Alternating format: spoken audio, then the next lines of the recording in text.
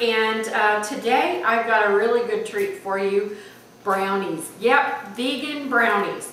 And these are a good brownie to serve. They're nice and fudgy. They don't have a lot of flour in them because the body of them is made up with chocolate. So you can't go wrong there. What I have in this bowl is I have 3/4 of a cup of spelt flour. Spelt flour is just the choice that I have. You don't have to use spelt flour. Before we get started mixing everything together though, the first thing I want to do is a 1/2 cup of the milk of your choice. This happens to be almond milk is going into this recipe, along with, this is 2 tablespoons of golden flaxseed meal. And this kind of emulsifies, it takes the place of an egg. So what I'm going to do before I start putting everything else together is I'm going to add this flax meal to my almond milk, and I'm going to just let it sit here and kind of blow up here while we're getting everything else ready.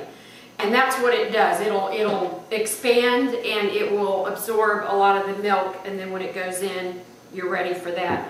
Over on my stove, I have melted together a 1/2 cup of Tropical Source chocolate chips. Just a word about Tropical Source chocolate chips.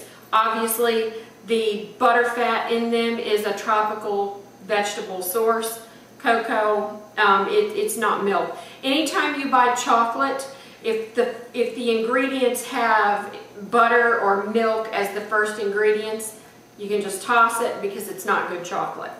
So it should be cocoa butter. So I have melted these together, and you don't want them to be screaming hot, which this is not. So just have that ready on the side. And by the way, this recipe, you can find this recipe in my cookbook, the Homegrown Gourmet Cooks for the Vegan. As I said, my website's kind of right now, but I do have a PayPal account, and you can email me at sjskates@aol.com, and you can get it that way too until my website is back up to snuff.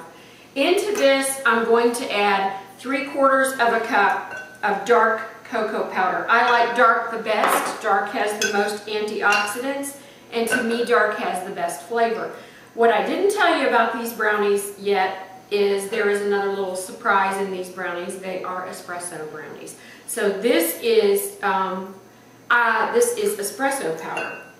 Lost my, I want to say espresso. You ever hear anybody say espresso? It's espresso. So anyway, I have that in. I have a 1/2 cup of sugar. I'm sorry, not 3/4. 1/2 cup of sugar. And that is unbleached cane sugar. Want to make sure it's unbleached because they do bleach it with cow bones. So get your unbleached. This right here that's going in is a combination of a 1/2 teaspoon of kosher salt, an 1/8 of a teaspoon of baking soda, and a 1/4 of a teaspoon of baking powder. And that just gets mixed together. Just whisk it up. Only takes a moment. And by the way, I pre-sifted the cocoa powder because sometimes it can be a little bit lumpy, so you might want to do that. So to this milk that we have here, we're going to add this along with vanilla extract and the other secret ingredient, some mashed banana, to our chocolate mixture. Now what I did, you have to do it gently, is I just left the ripe banana in its shell, and I just kind of squeezed it till it was pretty well mashed, and then you can just kind of extract it right off the end. Now, I do have a fork here in case we're not mashed well enough, because you don't want any big chunks. On the other hand, you don't want to throw it in the blender and just turn it into a liquid. That would be too much liquid for the brownies.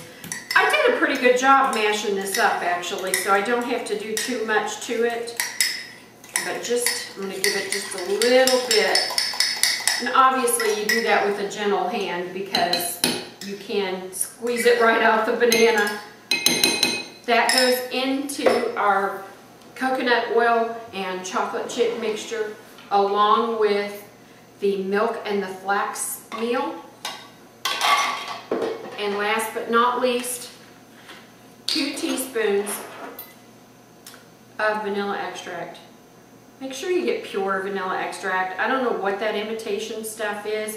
I think it's mostly just caramel coloring and sugar, vanilla flavor, something, I don't know. But get this stirred together.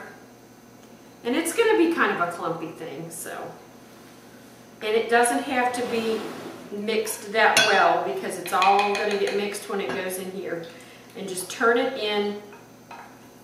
Now I've pre-greased an 8x8 baking pan and we have that ready to go. So everything just gets mixed together well in your large mixing bowl. And these are very fudgy. You notice that I didn't put a lot of flour in them. The most of the body of this is coming from chocolate. So that is a good thing. All right. Takes a little bit of a strong arm here because it is a thick batter. Don't overmix, but just get your wet spots all taken care of. Last but not least is going in walnuts. Walnuts, great source of selenium, a great source of magnesium, and of course that wonderful heart healthy omega-3s. I'm going to slide these guys into the oven and we're going to bake them. And they're going to bake for 20 to 25 minutes or until a wooden pick inserted in the center comes out not exactly clean, but not wet. So, all right, and I'm turning the batter out now. You can see it's a really thick batter and very dark. And can I just tell you how good this smells? And you're never going to miss what's not in there. You're getting the emulsification property from the flax, and you're getting all sorts of good nutrition from it as well. Plus you have heart-healthy antioxidants in the chocolate as well as the walnuts. So I'm going to bake these guys off at 350 degrees for 20 to 25 minutes. Grab yourself a cup of almond milk and a warm brownie is on the way. My brownies have been in the oven for about 25 minutes and I made myself a nice cup of green tea. I'm all ready to go. It's really good. I've got a little platter here. Let's get them out and see what we got on our hands. Oh, oh, that smells so good. Let's get these onto the cooling rack. It's not too hot still. And I want to cut into them. Got people gathered around here waiting for brownies, so we're going to cut into these and have a look at what we have. And you're going to want to take them out when they're just a little bit gooey in the middle. Don't let them go too long. You don't want to over bake. First piece is always a little hard to get out. If it breaks, this one's for the cook. There we go. You can see the steam coming off of them still. I'm going to get a piece onto my plate. Yum! And just to make it look pretty, I'm going to garnish it with a little bit of powdered sugar and dust the top of my, I've got a little fruit, see? Dust the top of my fruit. And there you have a beautiful vegan brownie, cup of hot green tea. Thanks for joining me, everybody. Stop by my website, www.thehomegrowngourmet.com. Look for this week's recipe there and on my blog as well, Living Green with the Homegrown Gourmet. Thanks for joining me, and I'll see you next week. Bye-bye.